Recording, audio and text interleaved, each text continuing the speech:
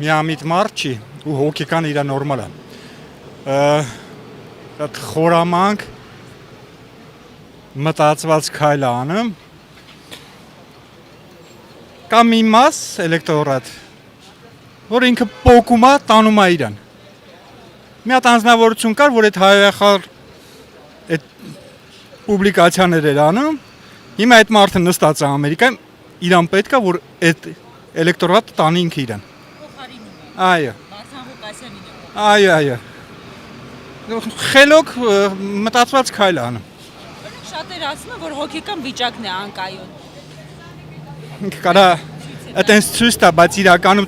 տրատակ մտածված քայլ կա։